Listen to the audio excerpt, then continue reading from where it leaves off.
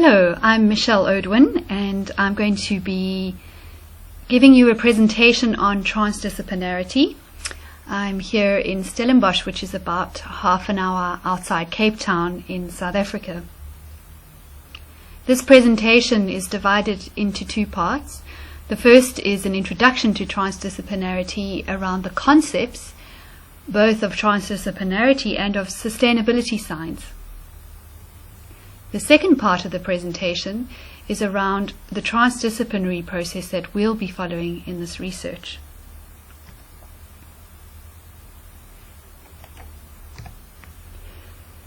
So there are many key challenges to the research of social ecological systems, but I have highlighted here three questions that, in part at least, have influenced the emergence of the field of sustainability science, of which transdisciplinarity is a part. Transdisciplinarity is applied in many different spheres, such as the medical field, but we're interested in it as it applies to sustainability, and therefore sustainability science. So one of these questions is, how does science more effectively influence decision making? So those are decisions, for example, around development that are often made between conflicting land uses. And then how can scientific research have a greater impact on practically achieving sustainable outcomes? So such sustainable outcomes might, for example, be quality of life, or they might be achieving an ecologically sustainable environment. And then the issue of incorporating value-based knowledge into our research. Science, by its very nature, aims to be as objective as possible, but sustainability is at least part a value-based concept, because what you sustain and to what level depends on who you ask, and it depends on their values, their priorities and needs. So how do we more effectively include this value-based information into our research without compromising the scientific endeavor? So what is sustainability science? I have two definitions here, one from Clark and Dixon, who are at Harvard. And they say that sustainability science harnesses science and technology for sustainability in a way which focuses on the dynamic interactions between nature and society, with equal attention to how social change shapes the environment and how the environment shapes society. So the emphasis there is on the dynamic interactions between nature and society. Although we might include information on ecology or sociology or anthropology, it is about the interactions between those spheres or those disciplines that is of particular interest. Burns and Weaver, who are two colleagues of mine, they've now retired, said that sustainability science involves transdisciplinary research, and this transdisciplinary research focuses on human-environment relationships, through which divides between disciplines and between knowledge producers and users are bridged in order to practically advance sustainable development.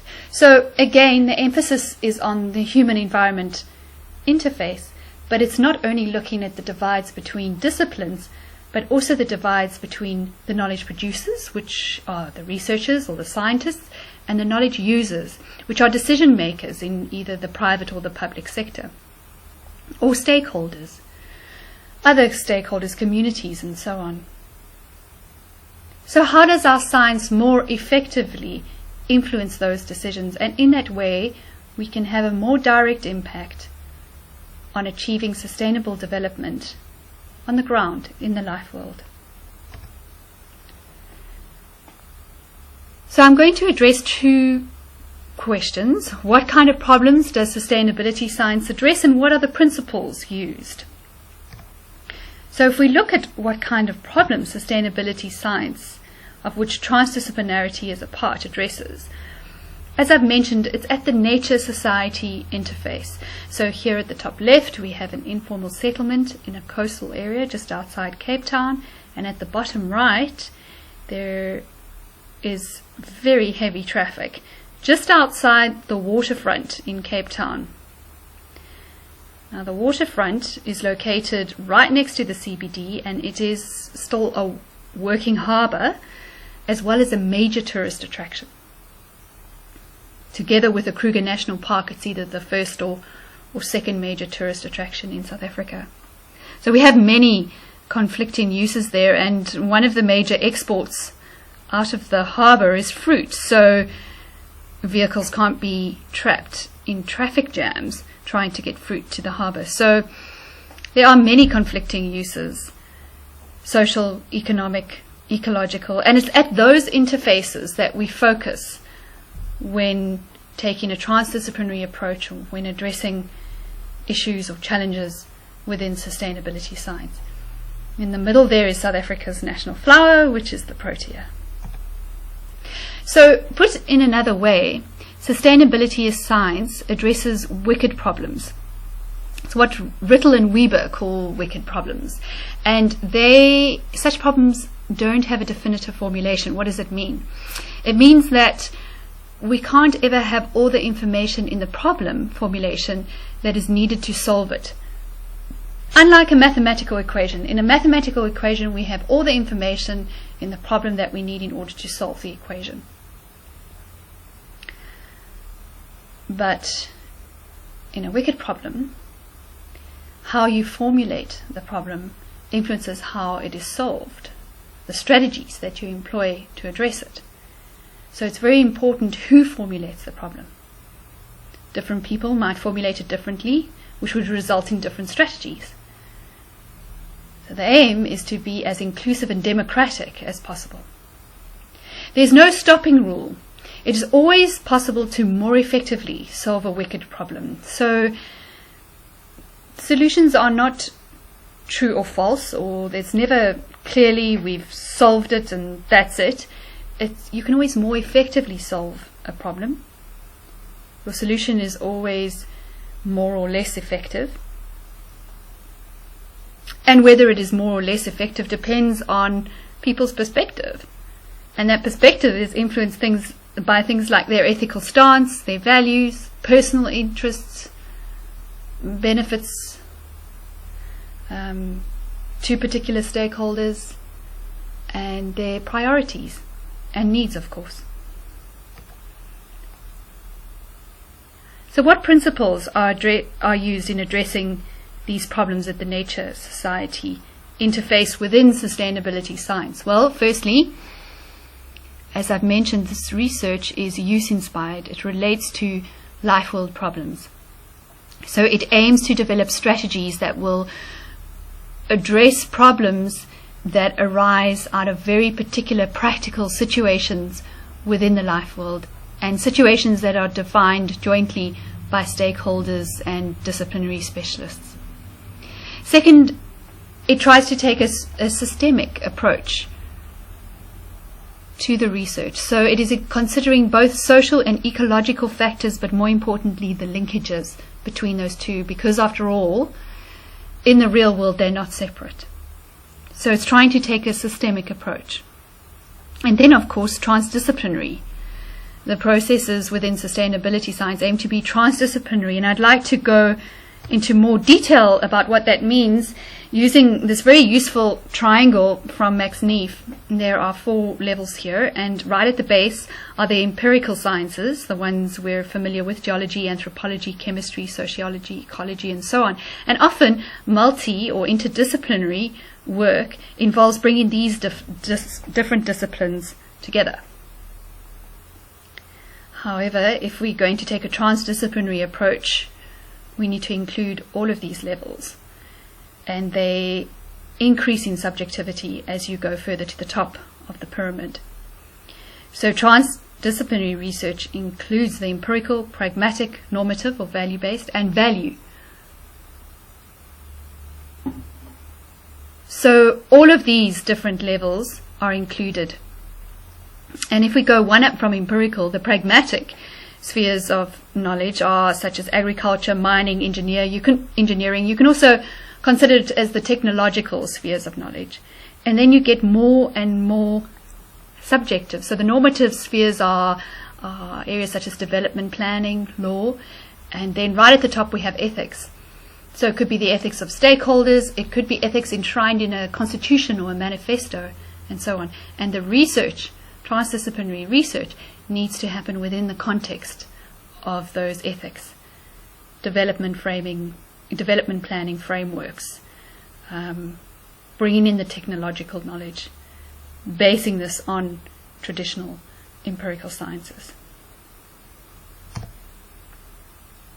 So also from Max Neef, I'd like to address a question that often arises around the difference between multidisciplinarity, interdisciplinarity, and transdisciplinarity.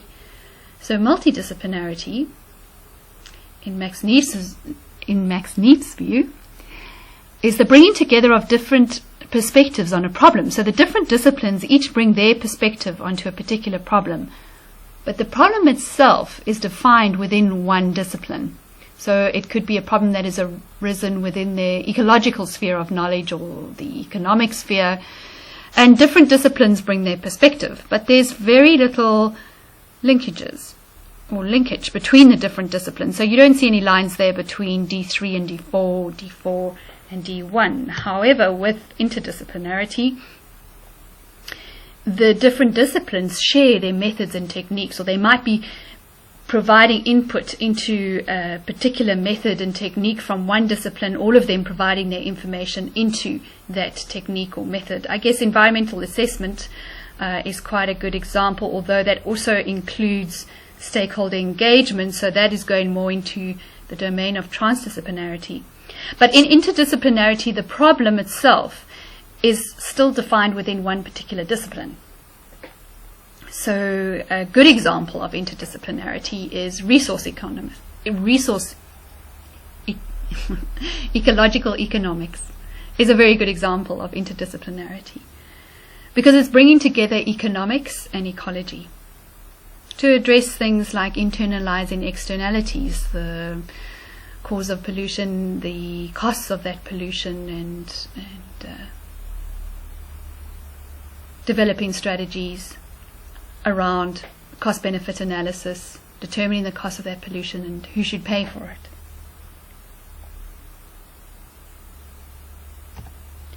On this last slide is transdisciplinarity. So the problem here is not defined within one particular discipline. It is defined, it arises out of discussion between stakeholders and different disciplines. So the S1, S2, S3 are specialists within different spheres. So the problem is defined through discussion between these various stakeholders and the disciplines. And it arises out of a very real life world issue. Sure, they address knowledge gaps, but that's not the driving factor. The driving factor is a particular concern that's been experienced.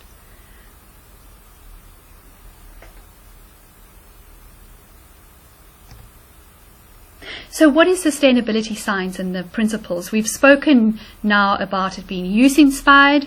We've spoken about addressing issues in a systemic context, about the transdisciplinary approach. And before I go into multiple forms of knowledge, I'd just like to say something about learning and adaptation. In transdisciplinary research, we're trying to generate new knowledge. And that new knowledge, sure, you use existing knowledge, you use principles that have been developed in the past, but that new knowledge is generated because you're working in a very specific context and you're addressing a life world problem from multiple perspectives, a specific context in a specific time. And so strategies are developed, but not as the final solution to the problem, rather as strategies to be tested, monitored, and adjusted based on learning and adaptation. So that's a very important part of the transdisciplinary process. Now, if we look at multiple forms of knowledge, I've got a table here. You can categorize different knowledge types in many different ways. This one's from Fabricius, Scholes, and Kundal, and there are two axes: formal, informal knowledge, and tacit and explicit knowledge. So formal explicit knowledge is traditional scientific knowledge as we know it. Formal tacit knowledge might be scientific knowledge in the minds of scientifically trained people, but it hasn't been codified, which means that perhaps it hasn't been written down, or it hasn't been published or put into manuals or handbooks. It's scientifically trained people with uncodified but formal knowledge. Then on the bottom left is explicit informal knowledge. So this might be codified knowledge, it might be written down, it might be in the form of handbooks or codes of practice, but it is not tested in terms of scientific rules. And then on the bottom right, knowledge embedded in local traditions and oral history is tacit informal knowledge. So some of the key characteristics of transdisciplinary research, and this, as you can see, is taken from Bergman and Poll and Hadorn, and I can recommend the work done by both, and particularly Poll and Hadorn from ETH have developed some handbooks around transdisciplinary research that I think would be very useful for you, and I think those can be accessed from the internet. So key characteristics of transdisciplinary research is its orientation on actors and stakeholders such as practitioners and communities, and we've made that point again and again, that it is trying to define problems with the involvement of stakeholders, and stakeholder knowledge is an integral part of the entire research process. Then there is a connection to practice, to life world problems identified with stakeholders, and it's cross-sectorial. It involves a range of different disciplines. It's developing new knowledge, which is anchored in the life world, and so knowledge that is relevant to all the stakeholders that are involved in the process. So relevant to scientists, to practitioners, to society. And that's important because it means that the way in which you communicate that knowledge needs to be applicable and suitable to those different stakeholder groups. And so you're not just communicating it in one way. I'll speak about that in more detail in part 2 of this presentation. So to close part 1, this table shows the 3 different types of knowledge that are essential to any transdisciplinary process. The first is systems knowledge, the second target knowledge, and last transformation knowledge. Systems knowledge essentially is how are things now. Target knowledge, how would we like them to be in the future? So that's a vision, objectives, that needs to be part of the process. And then transformation knowledge, what strategies, action needs to be taken to facilitate the transition from where we are, the systems knowledge, to where we want to be, the target knowledge. So any transdisciplinary process needs stages which include defining how the system looks now, how you would like it to be in the future, and what strategies you'd like to employ to move from where you are to that future, that desired future which needs to be defined with stakeholders. Thank you. And part 2 will look at the transdisciplinary process that we'll be following within this research project.